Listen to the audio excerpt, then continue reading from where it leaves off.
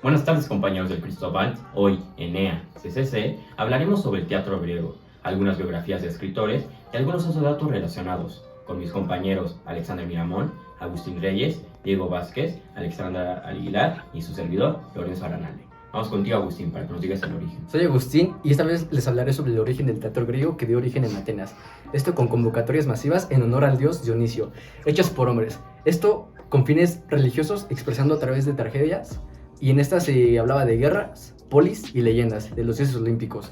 En esas obras se ponían unas máscaras con expresiones exageradas para que el personaje que interpretaran tuviera más marcada su personalidad y emociones. El teatro era construido en una superficie plana con gradas y una pared de fondo para que el contarse de este estuviera bien. También para que los actores se pudieran preparar para su siguiente escena. Al aire libre, tenían la oportunidad de que la construcción estuviera hecha de tal forma que pudieran ver en 170 grados, con una sonoridad bastante buena. Después de algunos años se integraron los géneros de drama y tragedia.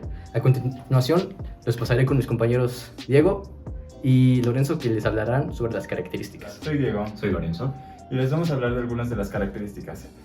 Se mantuvo al servicio de los ciudadanos. Tenía forma semicircular y estaba en gradas. Después de los fines religiosos, también fue utilizado para la educación y entretenimiento. No había mujeres en las obras. Su reparto constaba de 4 personas, el coro de 12 y en algunas ocasiones hasta 24. Era de comedia la obra. Teatro se refería al sitio donde estaban los espectadores. Había canto y danza. Los trajes eran representaciones hacia las máscaras. Algunas de las importancias eran: en los elementos del teatro introducían danza y música. Después de un tiempo se incorporaban los géneros de drama y comedia y tragedia que se inspiraban en guerras y las leyendas del pueblo sobre los dioses olímpicos. Vamos contigo, Alex, para que nos cuentes las biografías de William y Esquilo. Gracias, Lorenzo. Ahora pasaremos a hablar de William Shakespeare. Dada la falta de fechas de William, hace difícil establecer el orden de sus obras. Sin embargo, hubo 2 personas que pudieron juntar algunas de estas: John Hemingway y Henry Condell. Este conjunto de sus obras estuvo dividido en historias, comedias y tragedias, tales como El Tito Andrónico y Romeo y Julieta. Entre 1601 y 1608, también escribió otras de sus obras, tales como Hamlet, Otelo, Les de Lear, Macbeth y Antonio y Cleopatra. La mayoría de sus protagonistas eran fuertes e imperfectos, pudiendo diferenciar el bien y el mal, poniendo a prueba el libre albedrío, haciendo que éstas acaben con un final trágico. De aquí pasaremos a un personaje un poco más antiguo, Esquilo, quien nació en Atenas, que fue una familia rica. Gracias a esto, estaba en el ejército y peleó contra personas en la batalla de Maratón, en 490 a.C., haciendo que tome inspiración para escribir una de sus obras, Los Perseas. Después de eso, escribió otra nombrada Los 7 contra Tebas. Al estar prácticamente relacionado con la democracia, también escribió Los Suplicantes, donde hablaba sobre el poder del pueblo.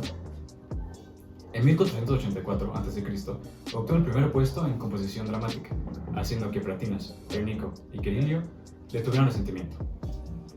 Ahora pasaremos con Diego, que les va a hablar un poco de Aristófanes y de Federico García Lorca. Bueno, muchas gracias, Alexander. Ahora vamos a hablar sobre un poco de Aristófanes. Fue un comediógrafo griego del que se sabe muy poco, tan solo algunos detalles extraídos de sus obras, de las que solo se tiene una cuarta parte. Fue un ciudadano implicado en la política ateniense, participó en las luchas políticas para la instauración del partido aristocrático y desde sus filas mostró un desacuerdo con la manera de gobernar de los demócratas. Hizo un total de 40 obras, de las cuales solo se conocen 11 obras, de las cuales las más famosas fueron Lisístrata, Las nubes, Las ranas y Las aves. Ahora les voy a hablar sobre un poco de Federico García Lorca. Nacido en un pueblo cercano a Vega, Granada, el 5 de junio de 1898, después de los 11 años, se mudó con su familia en Granada. Y en ese periodo, durante sus vacaciones, empezó a escribir sus obras, donde se matriculó en la Universidad de Granada, en Filosofía y Letras. Aquí empezó a viajar mucho por el país, comentando su amor por la escritura en la clase de tertulias con sus amigos. Y Fernando Ríos ayudaron a que los padres de Federico lo dejaran en la escuela, así pasando a ser el poeta de la institución. En 1919 publicó el libro Los Poemas, y estrenó el libro El maleficio de las mariposas. Durante ese periodo tuvo la oportunidad de conocer a Juan Ramón Manuel de la Falla, quien influyó en sus siguientes obras. Para 1925 se fue de vacaciones con Dalí, y en 1926 hicieron la Oda de Dalí, que se publicó en la Revista del Occidente. Además de esto, Dalí lo animó a empezar a dibujar, haciendo que que el 27 del mismo año participara en su primera exposición en Galerías Dalmau en Barcelona.